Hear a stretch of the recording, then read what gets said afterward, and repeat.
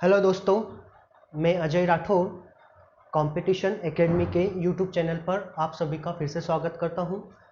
देखिए, अभी तक हमने हमारे जो केमिस्ट्री के चैप्टर थे, सब्सटेंस वाला पार्ट, सब्सटेंस को हमने दो पार्ट में पढ़ा, पार्ट 1 पार्ट 2। देखिए, सब्सटेंस में हमने क्या क्या पढ़ा, तो हम सबसे पहले अगर बात करें हमने सबसे पहले देखा पदार्थ क्या होता है, फिर हमने बात की पदार्थ की अवस्थाओं के बारे में, पदार्थ की अवस्था परिवर्तन के बारे में। ठीक है, आज का हमारा जो चैप्टर होगा वो होगा तत्व, यौगिक और मिक्सचर, या जिसे हम कहें, देखिए, एलिमेंट, कंपाउंड एंड मिक्सचर। देखिए दोस्तों, आज हम स्टार्ट करेंगे एलिमेंट, कंपाउंड और मिक्सचर। तो देखिए, हम यहाँ पे सबसे पहले देखेंगे कि एलिमेंट क्या होता है, यौगिक कंपाउंड क्या होता है और मिक्सचर क्या होता है। ठीक है, तो हम यहाँ पे स्टार्ट करते हैं। देखिए, सबसे पहले इस चैप्टर को पढ़ने से पहले, देखिए, इस चैप्टर को पढ़ने से पहले हम हमारी जो जर्नी है वो स्टार्ट करेंगे एटम से। देखिए, एटम क्या होता है, एटम या हम कहें परमाणु। एटम या परमाणु की अगर हम बात करें तो देखिए क्या होता है। देखिए, एटम, परमाणु पदार्थ की सबसे सूक्ष्मतम इकाई, पदार्थ की सबसे सूक्ष्मतम और संगठित इकाई, पदार्थ की सबसे सूक्ष्मतम संगठित इकाई होता है परमाणु। यहाँ तक का ठीक है, पदार्थ की सबसे सूक्ष्मतम संगठित इकाई होता है। अब अगर हम बात करें, देखिए, प्रत्येक जो परमाणु है, ठीक है, सॉरी, पदार्थ, प्रत्येक पदार्थ छोटे छोटे परमाणुओं से मिलकर बना होता है। छोटे छोटे परमाणुओं से मिलके अणु बनता है और अणु से मिलके पदार्थ बनता है। तो हम अगर बात करें कि पदार्थ की सबसे छोटी व संगठित, सबसे सूक्ष्मतम व संगठित इकाई होगा तो परमाणु होगा। अब देखिए, क्वेश्चन यहाँ से, परमाणु से क्वेश्चन क्या बनता है कि क्या परमाणु प्रकृति में स्वतंत्र अवस्था या मुक्त अवस्था जिसे हम कहें में पाया जाता है या नहीं पाया जाता है। तो आप यहां से कहेंगे, देखिए, परमाणु प्रकृति में, परमाणु नेचर में स्वतंत्र अवस्था में नहीं पाया जाता है, स्वतंत्र अवस्था में नहीं पाया जाता है। तो यहां तक का क्लियर हुआ होगा आपको परमाणु। देखिए, पढ़ना हमें ये एलिमेंट, कंपाउंड एंड मिक्सचर है, लेकिन इसको हम, हमारी यात्रा जो होगी, जर्नी स्टार्ट करेंगे वो परमाणु से करेंगे। ठीक है, परमाणु क्या होता है, तो परमाणु पदार्थ की सूक्ष्मतम संगठित इकाई होता है जो प्रकृति में स्वतंत्र अवस्था में नहीं पाया जाता है। यहां तक क्लियर हुआ। देखिए, अब अगर हम बात करें कि क्या रासायनिक अभिक्रियाओं में परमाणु भाग लेता है या नहीं लेता है, तो देखिए, अगर हम एक छोटा सा उदाहरण की बात करें, देखिए, हम यहाँ पर अगर हाइड्रोजन, दो हाइड्रोजन के अणु और एक ऑक्सीजन का अणु लें तो हमारे पास क्या बनेगा, जल बनता है। अब देखिए, यहाँ पे ये जो हमारा हाइड्रोजन है, हाइड्रोजन अनेक छोटे छोटे परमाणुओं से मिलकर बना है। ठीक है, इसी प्रकार ऑक्सीजन उसके अनेक छोटे छोटे परमाणुओं से मिलकर बना है। तो देखिए, जो हमारा परमाणु होगा वो रासायनिक अभिक्रिया में भाग लेगा। देखिए, हाइड्रोजन के जितने भी परमाणु हैं वो सभी ऑक्सीजन के परमाणुओं से क्रिया करेंगे।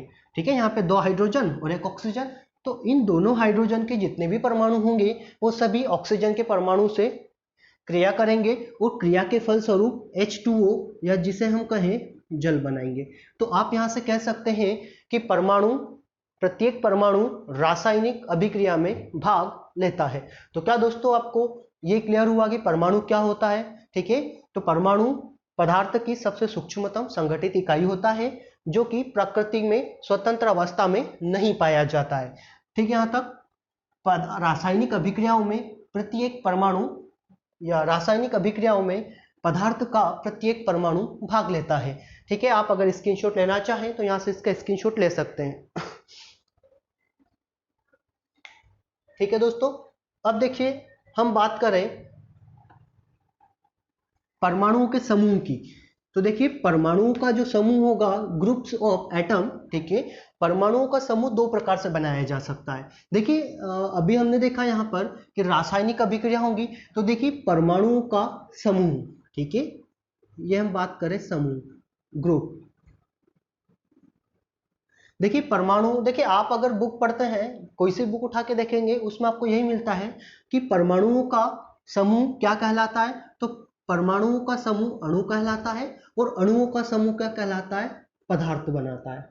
ठीक है, यहाँ तक एटम, मॉलिक्यूल, सब्सटेंस। देखिए लेकिन यहाँ पे अगर हम एनसीईआरटी के अकॉर्डिंग देखें, ठीक है, देखिए हमारा जो पूरा कंटेंट होगा रसायन शास्त्र का, वो according to NCERT 10th and 12th। ठीक है, यहाँ तक NCERT 10th and 12th level का हम इसमें पढ़ेंगे। देखिए परमाणुओं का जो समूह होता है वो दो प्रकार से बनाया जा सकता है। देखिए जब परमाणु अगर अभिक्रिया करके बनते हैं, अभिक्रिया, रासायनिक अभिक्रियाओं द्वारा अगर परमाणुओं का समूह बनता है तो उसे हम कहेंगे अणु, मोलिक्यूल। ठीक है, अणु, या हम कहें मोलिक्यूल। अब बात आती है कि एक तो परमाणुओं का समूह अभिक्रिया द्वारा बन गया, ठीक है।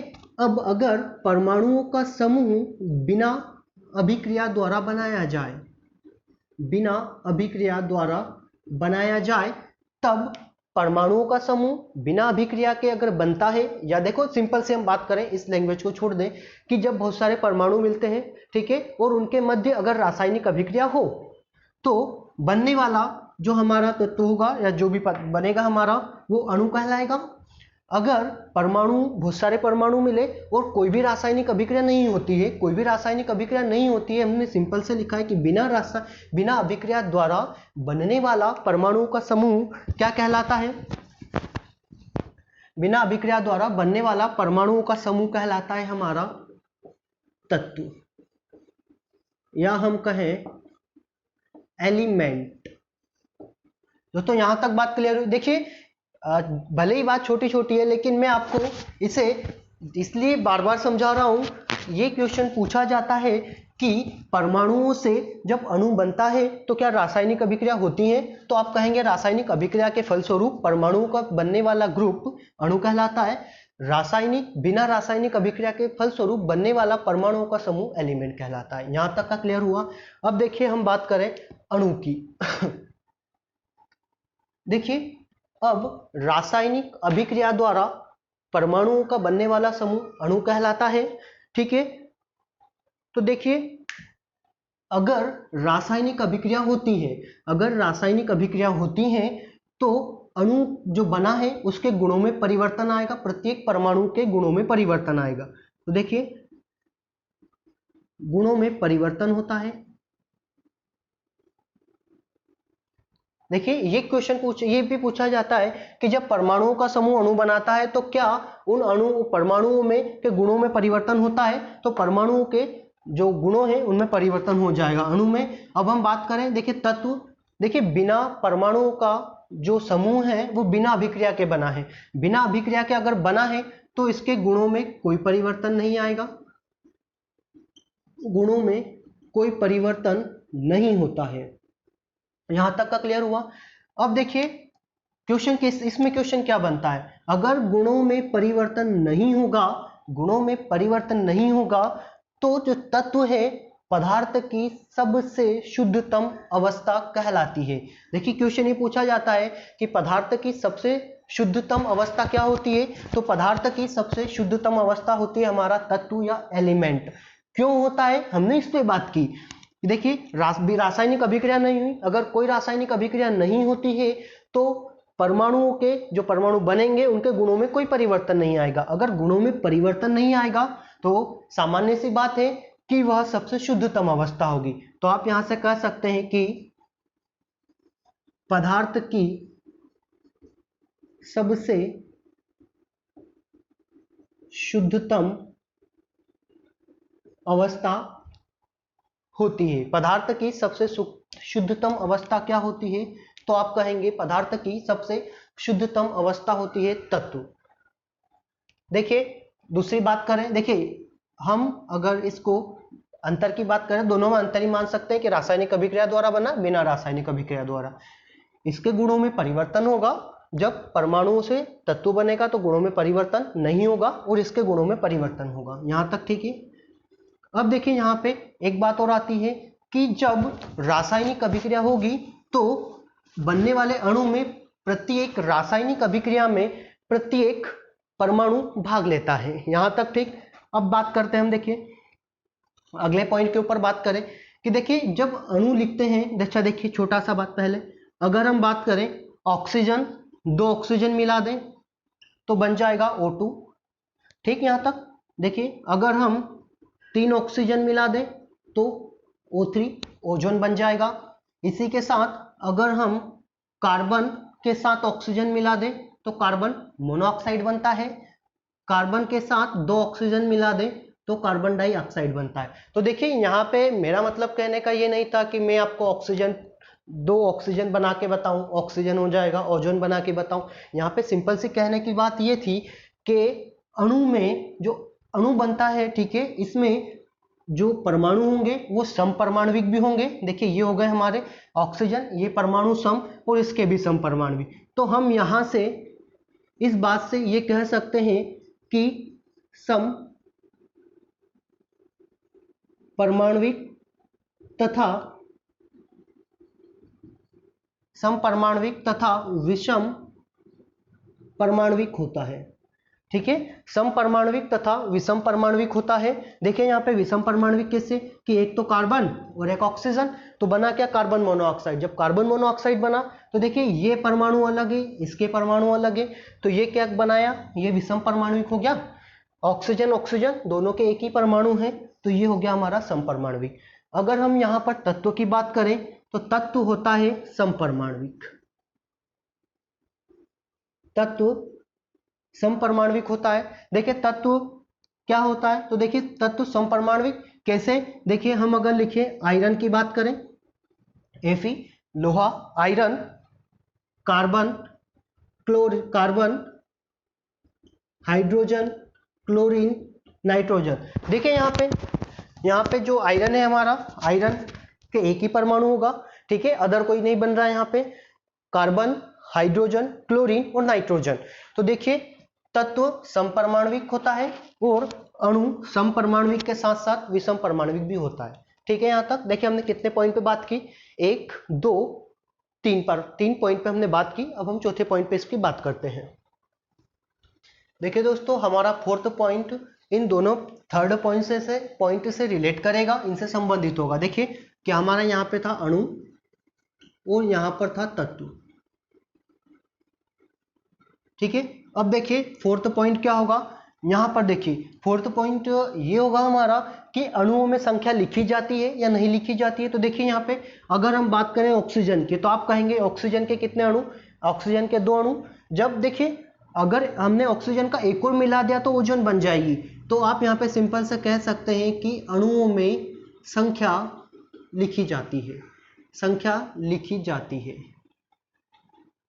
जस्ट इसके विपरीत अगर हम बात करें तत्व, तो देखिए यहाँ पे आपके पास आयरन है, आयरन आपने सिंगल लिया है, कार्बन आपने सिंगल लिया है, हाइड्रोजन आपने सिंगल लिया है, ऐसे ही हम इसे लिखते हैं, क्लोरीन भी सिंगल लिया है।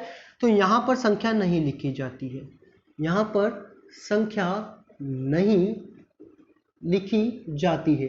देखिए दोस्तों हमारा जो कंटेंट है आप अदर किसी भी बुक में किसी भी बुक आपकी या कोई भी बुक आपके सामने रख के देख लीजिएगा, इतना बेहतरीन आपको कंटेंट कहीं नहीं मिलेगा। ठीक है, देखिए बुक्स में अधिकतर होता है तत्व पदार्थ की सबसे शुद्धतम अवस्था होती है, Fe, क्लोरीन, हाइड्रोजन, नाइट्रोजन, खेल खत्म। ये आपको पूरा इस टाइप से नहीं वहां पे डिस्क्रिप्शन मिलेगा। ठीक है, तो देखिए तत्व संख्या नहीं लिखी जाती है, अणु में संख्या लिखी जाती है। अब देखिए बात करें हम यहाँ पे एक पॉइंट की ओर बात करें कि देखिए तत्व हमेशा जो होता है, तत्व हमेशा समान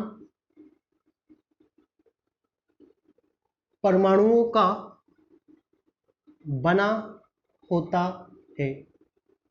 देखिए अभी हमने बात की थी कि तत्व समपरमाणुविक होता है, तो तत्व हमेशा समपरमाणुओं का बना होता है। और वहीं हम बात करें कि अणु, तो अणु समपरमाणुओं का भी बना होता है तथा अणु विषम परमाणुओं का भी बन सकता है। ऐसा कोई नहीं है कि ये सम परमाणुओं का नहीं बनेगा, ठीक है। ये अगर देखिए ओनली तत्व जो होगा वो जरूर सम परमाणुओं का बनेगा। तो अणु सम परमाणविक भी होता है और विषम परमाणविक भी होता है। देखिए अब हम बात करें कि प्रकृति में, नेचर में तत्व कितने हैं। प्रकृति में तत्वों की संख्या की बात करें तो देखिए प्रकृति में ज्ञात तत्वों की संख्या है 118। प्रकृति में ज्ञात तत्वों की संख्या कितनी है 118। 118 जो तत्व है, एलिमेंट है, इन एलिमेंट 118 तत्वों को हमने धातु, अधातु और उपधातुओं में बांट रखा है। धातु, अधातु और उपधातुओं में वर्गीकृत किया गया है। अब देखिए आप कहेंगे कि धातु, उपधातु, अधातु, उपधातु, अधातु क्या होती है। तो देखिए धातु, उपधातु और अधातु, इन तीनों टर्म्स को, इन तीनों शब्दों के बारे में हम पढ़ेंगे आवर्त सारणी में। यहां तक का क्लियर। तो देखिए दोस्तों आपके तत्व और अणु से क्या क्या क्वेश्चन बन सकते हैं। तो पहला क्वेश्चन तो हमारा उस टाइप से कि क्या रासायनिक अभिक्रिया द्वारा बनता है। तो रासायनिक अभिक्रिया द्वारा नहीं बनेगा, ये रासायनिक अभिक्रिया द्वारा बनता है। तत्व समपरमाणविक होता है, विषम परमाणविक। तो तत्व समपरमाणविक होगा, यहां तक ठीक। जब तत्वों की हम बात करें तो अगर हम आयरन लिखें, आयरन Fe, तो ये सिंगल परमाणुओं का बना होता है। इसमें क्या हमने संख्या लिखी तो नहीं, इसमें संख्या नहीं लिखते हैं और इसमें संख्या लिखते हैं।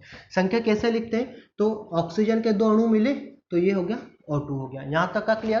प्रकृति में ज्ञात तत्वों की संख्या कितनी 118 यानी कि 118। 118 धातु, अधातु और उपधातु में पढ़ते हैं और इनके बारे में हम चर्चा करेंगे आवर्त सारणी में। पीरियोडिक टेबल जब पढ़ेंगे तब देखिए इसमें हर एक पॉइंट की जो भी इनसे धातु, अधातु और उपधातु से रिलेटेड होगा उस सभी को हम आवर्त सारणी में पढ़ेंगे।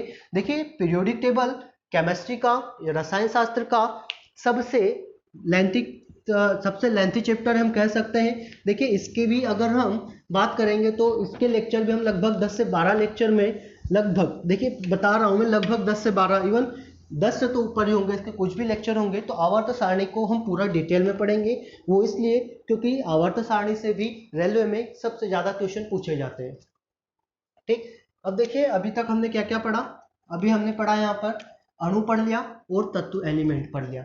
अब हम बात करें कंपाउंड के बारे में कि यौगिक क्या होता है। देखिए यौगिक,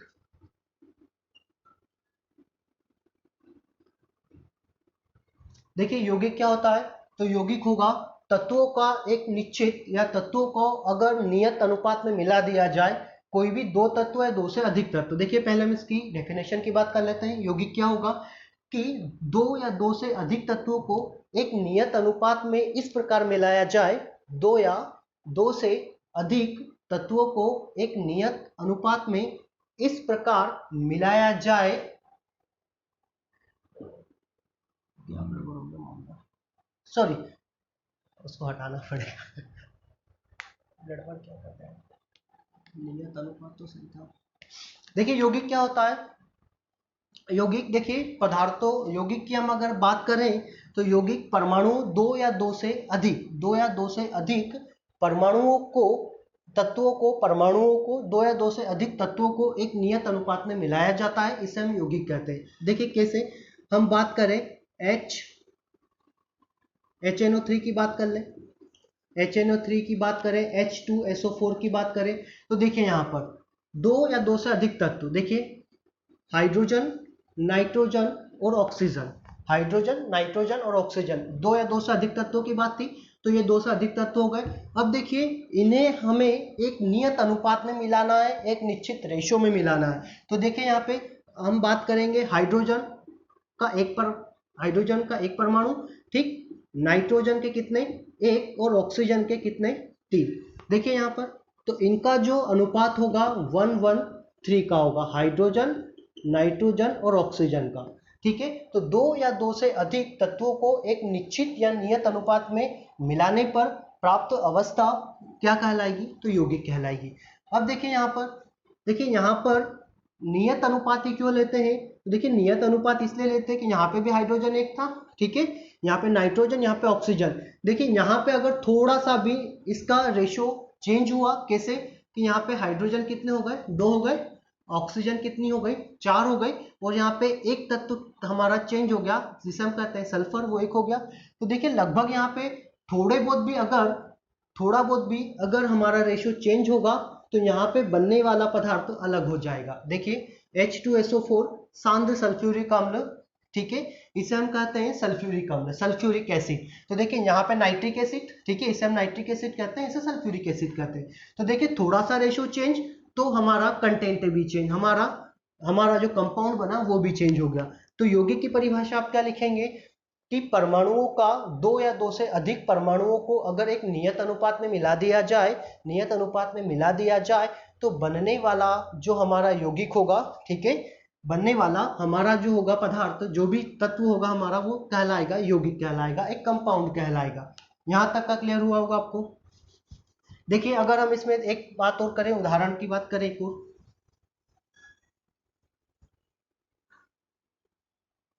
देखिए यौगिक थोड़ा सा हम एक और समझे।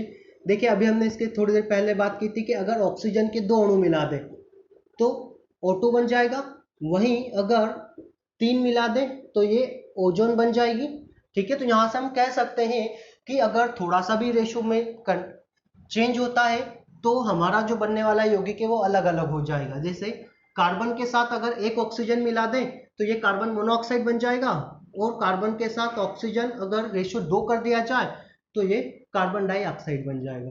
तो आप यहां से कह सकते हैं कि 2 या 2 से अधिक तत्वों से को नियत अनुपात में मिला दिया जाए तो बनने वाली अवस्था यौगिक कहलाती है। यहां तक का क्लियर हुआ होगा आपको, ठीक है। आगे हम बात करते हैं मिश्रण के बारे में। देखिए अगला चैप्टर आता है हमारा, ठीक है, अगला मिक्सचर।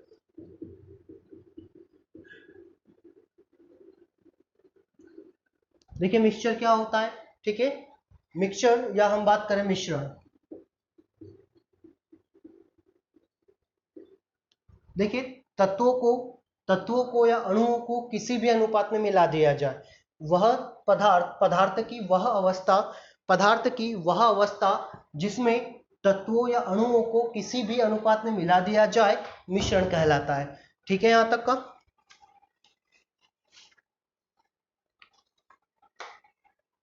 2 या 2 से अधिक पदार्थों, देखिए हम यहाँ पे डेफिनेशन की बात कर लेते हैं। 2 या 2 से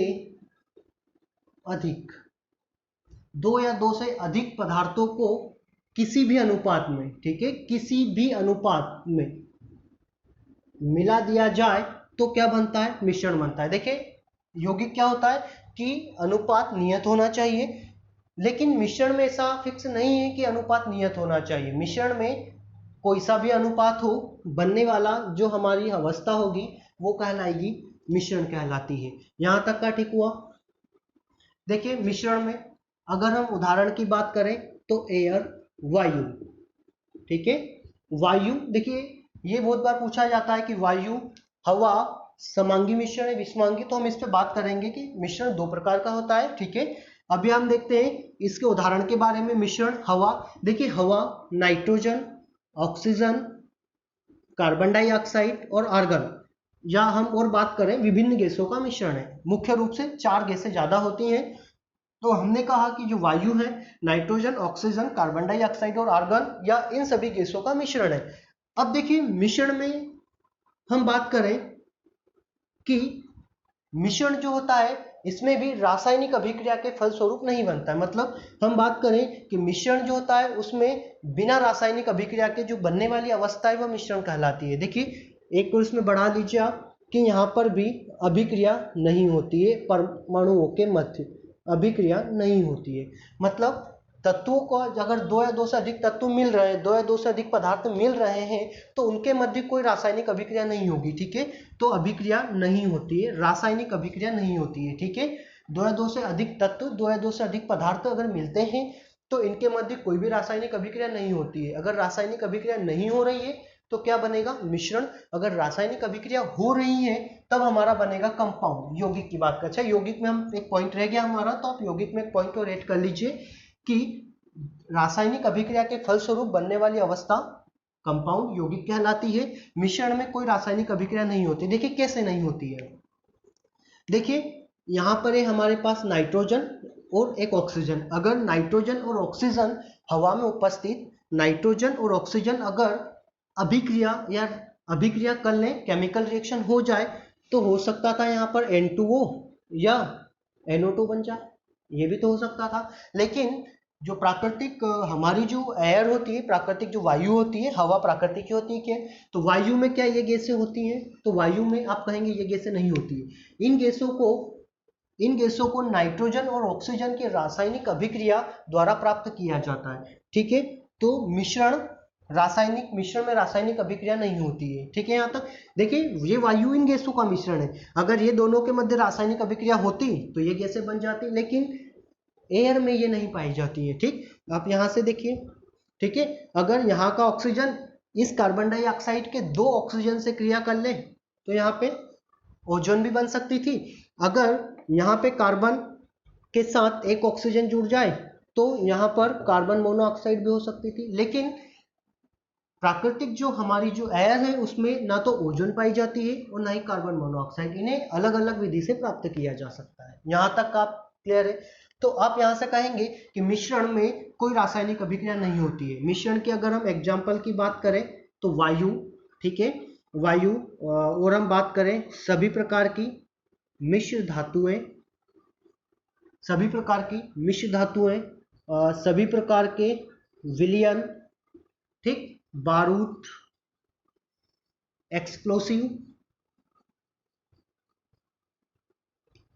एक्सप्लोसिव बारूद को हम कहेंगे।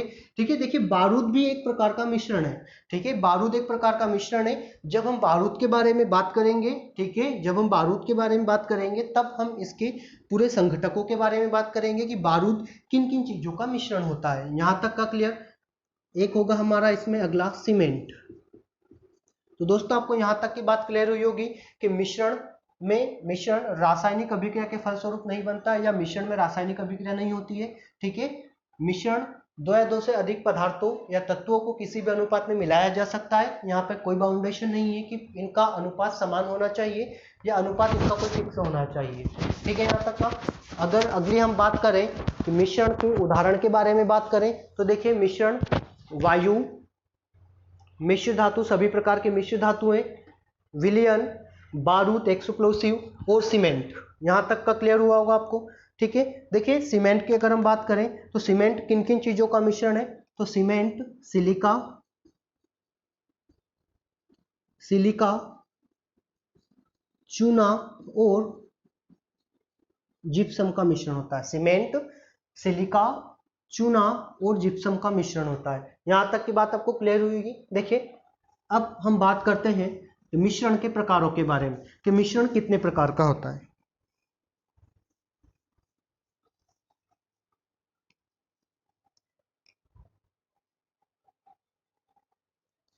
देखिए दोस्तों, मिश्रण 2 प्रकार का होता है। मिश्रण 2 प्रकार का कौन कौन सा? समांगी मिश्रण और एक होगा हमारा विषमांगी मिश्रण। ठीक है, समांगी मिश्रण और विषमांगी मिश्रण, होमोजीनियस और हेट्रोजीनियस क्या होगा, जिसे हम इंग्लिश में कह सकते हैं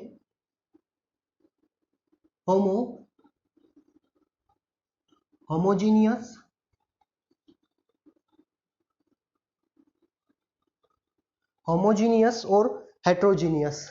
ठीक है, ये ऐसे मिश्रण 2 प्रकार का होगा। मिश्रण 2 प्रकार का, समांगी मिश्रण और विषमांगी मिश्रण। देखिए समांगी मिश्रण क्या होता है और विषमांगी मिश्रण क्या होता है, अब हम इस पे बात करते हैं।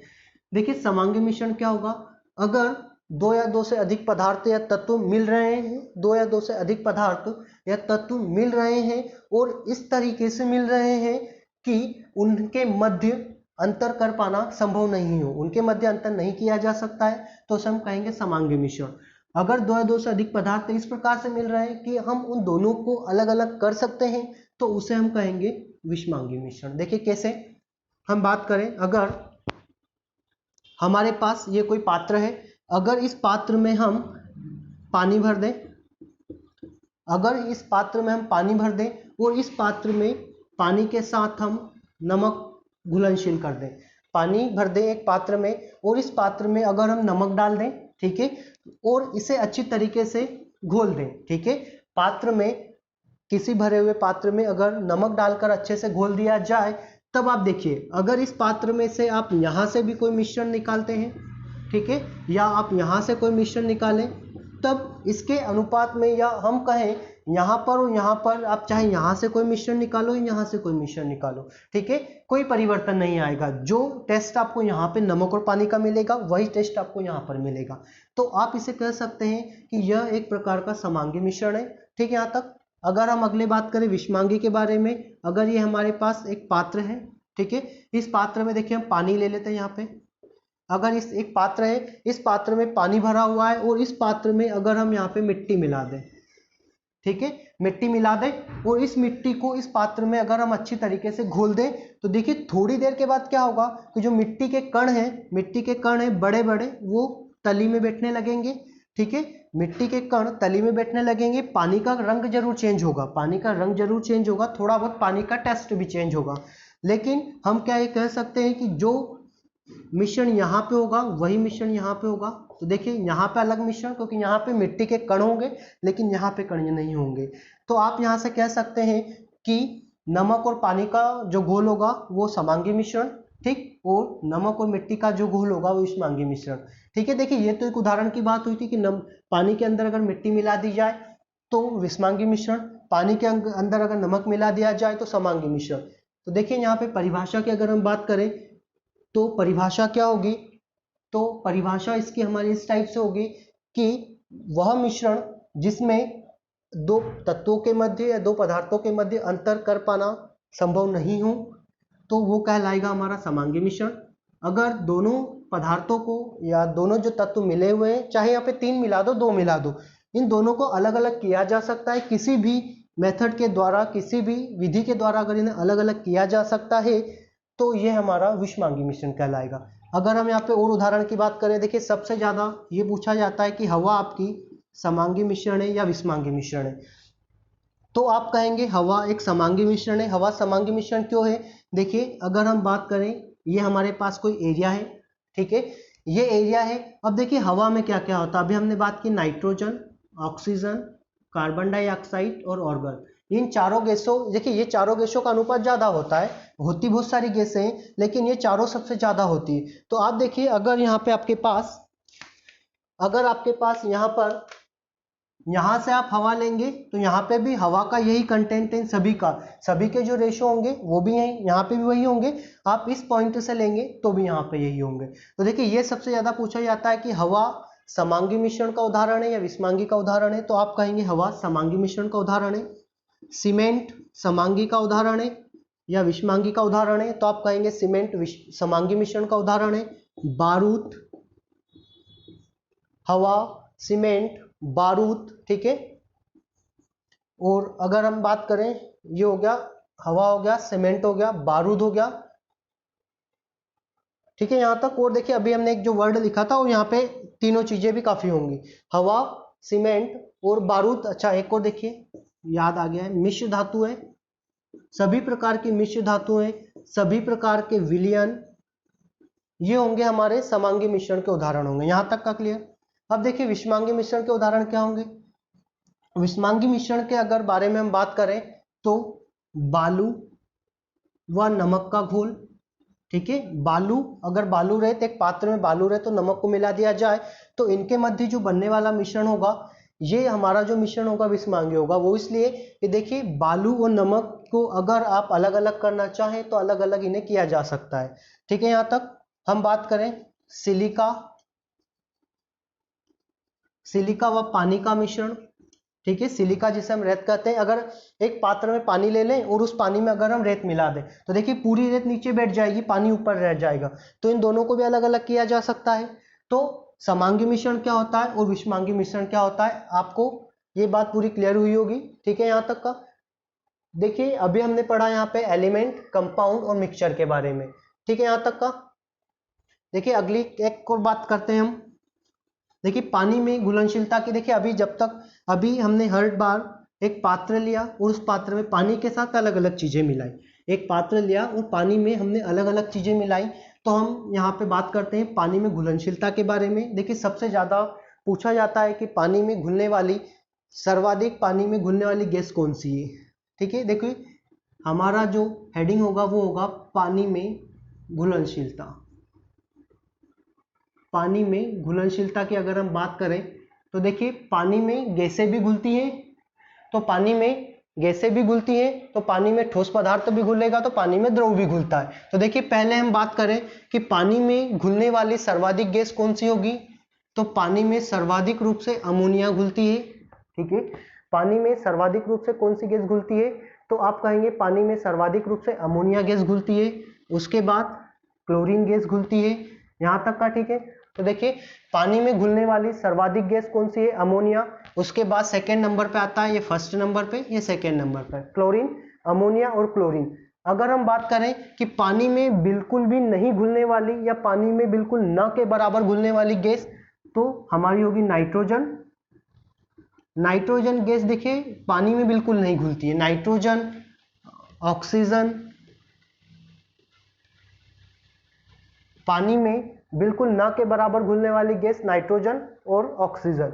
पानी में सर्वाधिक रूप से घुलने वाली गैस अमोनिया, क्लोरीन। इसके बाद हम बात कर सकते हैं हाइड्रोजन भी पानी में घुल जाती है।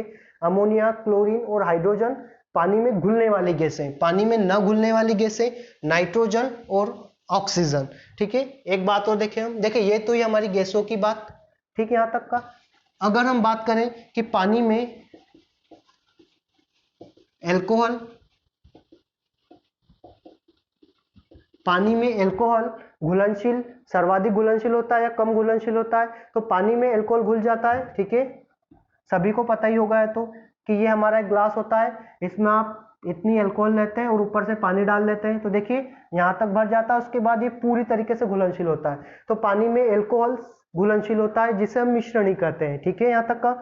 इसे आप समांगी मिश्रण के अंदर भी ले सकते हैं, क्योंकि हमने बात कर ली थी वहां पे सभी प्रकार के विलयन, और विलयन में ये आ जाता है, इसलिए हमने वहां पर अलग से इसको नहीं बताया, यहाँ तक का। ठीक है, पानी में एल्कोहल का जो मिश्रण होता है वो अच्छी तरीके से पानी में एल्कोहल घुल जाता है, यहाँ तक का। ठीक है, अब देखिए हम बात करें कि पानी में बेंजीन तथा ईथर, पानी में बेंजीन तथा ईथर बिल्कुल भी नहीं घुलता है, नहीं, या हम कहें अघुलनशील।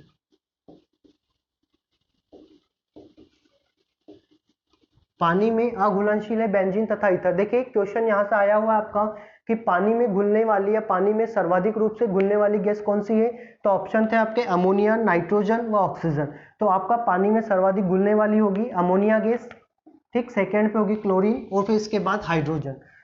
पानी में न घुलने वाली या पानी में अघुलनशील गैस नाइट्रोजन व ऑक्सीजन पानी में अघुलनशील होगी। अगर अल्कोहल को पानी में घोला जाए तो क्या ये सही से घुलेगा, तो आप कहेंगे पानी में बिल्कुल सही से घुलेगा, और यह एक समांगी मिश्रण के अंतर्गत या समांगी मिश्रण का उदाहरण होगा। पानी में बेंजीन घुलनशील है या अघुलनशील, तो पानी में बेंजीन अघुलनशील है। पानी में ईथर घुलनशील होता है या अघुलनशील, तो पानी में ईथर भी अघुलनशील होता है। तो दोस्तों देखिए यहाँ तक की हमारी बात हुई एलिमेंट वगैरह। ठीक है, मिक्सचर की हम बात करें तो मिक्सचर क्या होता है, मिक्सचर के प्रकार के हमने बारे में बात की। अब अगले वीडियो में हम देखेंगे मिश्रण के पृथक्करण की विधियां। ठीक है, तो दोस्तों आपको ये वीडियो कैसा लगा प्लीज लाइक या इसको कमेंट करके हमें बताएं।